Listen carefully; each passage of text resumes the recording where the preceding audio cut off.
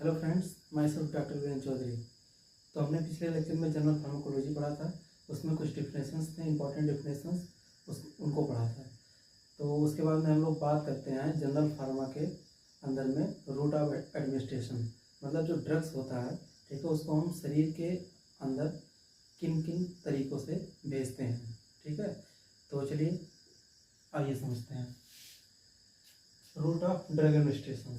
Most of the drugs can be administered by different routes, यानी जो ज़्यादातर दवाएं होती हैं उनको अलग अलग तरीके से हम शरीर के अंदर भेजते हैं, जिससे कि वो अपना प्रभाव शरीर पे दिखा सकें, ठीक है, और पेशेंट को सही कर सकें। तो drugs and patient related factors determine the selection of route of for drug administration. ठीक है, यानी जो दवा को, यानी जो ड्रग्स हैं उनको जब हम पेशेंट को देते हैं तो उसमें जो है ड्रग और पेशेंट, ठीक है, दोनों का कंप्लायंस होना चाहिए। ठीक है, कि किन तरीक़ों से, मतलब पेशेंट क्या चाहता है, ठीक है, और दवा किस रूट से दी जानी चाहिए, मतलब जो दवा का मेन पर्पज़ है जहाँ से वो अपना मैक्सिमम आउटपुट दे सके, पेशेंट को मैक्सिमम बेनिफिट पहुँचा सके, अपना थेरेपेटिक इफेक्ट दिखा सके। ठीक है, तो उसके हिसाब से, और जो पेशेंट चाहता है, यानी जो पेशेंट मतलब कंफर्टेबल हो जिस तरीके से, तो दोनों फैक्टर्स जो होते हैं वो महत्वपूर्ण होते हैं इसका, मतलब ड्रग्स का रूट डिसाइड करने में। तो दीज फैक्टर्स आर, ठीक है, तो ये जो फैक्टर्स हैं वो कुछ फैक्टर्स हैं, जैसे कि पहला है कैरेक्टरिस्टिक्स ऑफ ड्रग्स। ठीक है, यानी जो ड्रग है, ठीक है, उसका गुण क्या है। ठीक है, यानी जो ड्रग्स है, ठीक है, दवा का, ठीक है, गुण। ठीक है, यानी जो ड्रग्स है, ठीक है, उसका प्रॉपर्टी क्या है। दूसरा है इमरजेंसी या रूटीन यूज। ठीक है, तो इमरजेंसी का मतलब जो है कि आवश्यक, एकदम महत्वपूर्ण, ठीक है, आवश्यक है। ठीक है, यानी तुरंत हमको देना है पेशेंट को। तीसरा फैक्टर है कंडीशन ऑफ द पेशेंट। ठीक है, यानी पेशेंट का कंडीशन, जो तीसरा फैक्टर है वो डिपेंड करता है कि पेशेंट किस स्थिति में है।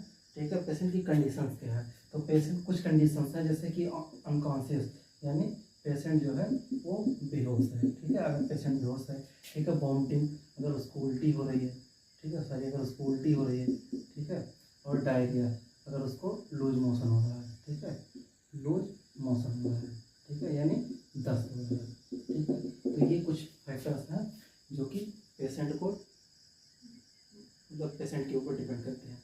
चौथा है एज ऑफ द पेशेंट। ठीक है, यानी एज ऑफ द पेशेंट, यानी जो मरीज है, ठीक है, मरीज की उम्र क्या है। ठीक है, मरीज की उम्र क्या है, क्योंकि जो ज़्यादातर जो पेशेंट होते हैं जिनकी उम्र ज़्यादा होती है, 70 साल, 80 साल या 90 साल होती है, तो उनमें क्या होता है, उनमें कुछ मतलब जो ड्रग्स होती हैं, ठीक है, उनको हम बहुत ही सावधानी से, ठीक है, उनको, जैसे उनकी जो वेन्स होती हैं, ठीक है, वो वेन्स ब्रॉड कर जाती हैं, चौड़ी हो जाती हैं, उसमें जो है वो आ जाती है, क्या कहते हैं उसको, मतलब वो मूवमेंट करने लगती हैं स्किन के अंदर। ठीक है, तो आसानी से हमको हम लोग को आईवी इंजेक्शन लगाना है, पेशेंट को आईवी, कोई ड्रग्स है उसको आईवी यानी आईवी रूट से देना है, तो उसमें जो पेशेंट की वेन होती है, ठीक है, उसको फाइंड करना बहुत ही मुश्किल हो जाता है। ठीक है, क्योंकि वो जो स्किन पतली हो जाती है, उसका जो टिश्यू होता है उसके अंदर का वो हट जाता है, ठीक है, डिजॉल्व कर जाता है, उतना प्रॉपर रहता नहीं है। तो जो वेन्स है, तो इंजेक्शन उसको जो नीडल अंदर भी करते हैं, तो वो अपनी जगह से दूसरी जगह जो है शिफ्ट हो जाती है। ठीक है, और पांचवा फैक्टर है एसोसिएटेड डिजीज, यानी जो पेशेंट है उसको बीमारी कौन सी है, मतलब किस तरीके की बीमारी है। जैसे मान लीजिए पेशेंट अगर डायबिटिक है, ठीक है, उसको हम लोगों को मतलब मान लीजिए डॉक्टर्स उसको इंसुलिन का इंजेक्शन तैयार कर रहा है, तो उसको तो रोज आईवी दिया नहीं जा सकता है, तो उसको जो है सबक्यूटेशनली दिया जाता है, यानी जो स्किन होता है। और उस इंसुलिन जो इंजेक्शन होती है उसकी सबसे अच्छी बात ये होती है कि उसको पेशेंट सेल्फ एडमिनिस्टर कर सकता है, यानी स्वयं खुद लगा सकता है, उसे किसी भी मतलब मेडिकल प्रोफेशनल के पास जाने की आवश्यकता नहीं होती है। अगर वो थोड़ा हिम्मत दिखाता है, थोड़ा डर भगाता है अपने अंदर से, तो वो खुद ही इंजेक्शन ले सकता है इंसुलिन का। ठीक है, जैसे कुछ मल्टीविटामिन की टेबलेट होती हैं, ठीक, उसको पेशेंट ओरली ले सकता है। ठीक है, सेल्फ में। तो ये था कि मतलब पेशेंट को बीमारी किस प्रकार की, बीमारी किस तरीके की है। तो ये हो गया 5वां फैक्टर। फिर 6वां फैक्टर से बात करते हैं पेशेंट डॉक्टर चॉइस। ठीक है, कभी कभी क्या होता है कि डॉक्टर और पेशेंट दोनों के ऊपर जो है चॉइस होता है, दोनों की अपनी अपनी चॉइस होती है।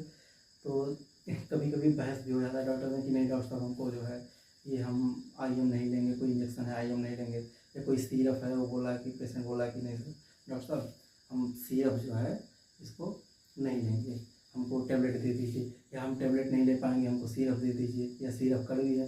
वैसे तमाम तरीके की जो प्रॉब्लम पेशेंट बताता है डॉक्टर्स को। तो चलिए आइए अब हम लोग रूट ऑफ ड्रग एडमिनिस्ट्रेशन के बारे में पढ़ लेते हैं। ठीक है, तो ये एक फ्लो चार्ट बना हुआ है, इससे हम लोग आसानी से समझ लेंगे। ठीक है, कि route of drug administration classification क्या है। तो पहले रूट ऑफ ड्रग एडमिनिस्ट्रेशन को दो उसमें क्लासीफाई किया गया है, दो तरीके से, एक है लोकल और एक है सिस्टमिक। ठीक है, लोकल का मतलब होता है कि एट द साइट, ठीक है, at the site of action, मतलब जहाँ पे उसको काम करना है, जहाँ पे मान लीजिए इंजरी है या और कोई दिक्कत है, वोंड हीलिंग करना है या कुछ भी करना है, तो उसके लिए आप लोकल का यूज़ कर सकते हैं। सिस्टमिक का मतलब होता है कि जो शरीर के अंदर जा रहा है। ठीक है, वैसे जाता तो लोकल भी है, लेकिन लोकल जनरली जो है स्किन के ऊपर ही, सरफेस पे ही काम करता है। ठीक है, अब बात कर लेते हैं सिस्टमिक की। ठीक है, तो सिस्टमिक को दो तरीके से क्लासीफाई किया गया है, एक इंटरल एक पारेंटरल। ठीक है, इंटरल का मतलब होता है एलिमेंट्री कैनाल। ठीक है, एलिमेंट्री कैनाल मतलब जो भोजन का रास्ता होता है। ठीक है, जैसे अब इसको फर्दर 3 उसमें डिवाइड किया गया है, ओरल, रेक्टल, सबलिंगुअल। ठीक है, ओरल का मतलब होता है जो कैविटी है, ठीक है, ओरल कैविटी ये। ठीक है, तो इसको बोलते हैं ओरल। रेक्टल, ठीक है, मतलब किसी पास करने का जो गेट होता है, ठीक है, उसको रेक्टल। सबलिंगुअल, सबलिंगुअल मतलब ये जो जीव है, ठीक है, इसके नीचे का एक सरफेस होता है, तो उसको सबलिंगुअल बोलते हैं। लेकिन इसमें ध्यान रखने वाली क्या बात है कि ये तीनों ही, ठीक है, एलिमेंट्री कैनाल के पार्ट है। ठीक है, तो इसीलिए इसको जो है इंटरल बोला गया। पारेंटल, पारेंटल का मतलब जो है जो एलिमेंट्री कैनाल है, ठीक है, उसको छोड़ के, ठीक है, एलिमेंट्री कैनाल का जो रूट है उसको छोड़ के, और अगर किसी भी रूट से दिया जा रहा है तो उसको पारेंटल के अंदर, मतलब उसमें अंडर में लिया जाता है। तो इसको जो है 3 तरीके से डिवाइड किया गया है, इंजेक्शन, इंट्राडर्मल, ट्रांसडर्मल। ठीक है, इसको याद करने के लिए एक निमोनिक है IIT, ठीक है, इंडियन इंस्टीट्यूट ऑफ टेक्नोलॉजी। इस तरीके से हम इसको याद कर सकते हैं पारेंटल रूट को। उसमें इंजेक्शन I, इंट्राडर्मल I और ट्रांसडर्मल TIIT। उसी तरीके से इंटरल को याद करने के लिए ORS जो होता है, इसे जनरली जो हेल्थ केयर प्रोफेशनल्स होते हैं उनको ORS याद ही होता है, ओरल रिहाइड्रेशन सोल्यूशन। ठीक है, तो ये एक निमोनिक है ओरल। ठीक है, उसे ओरल, R रेक्टल और ये सबलिंगुअल। ठीक है, तो आज के लिए इतना ही।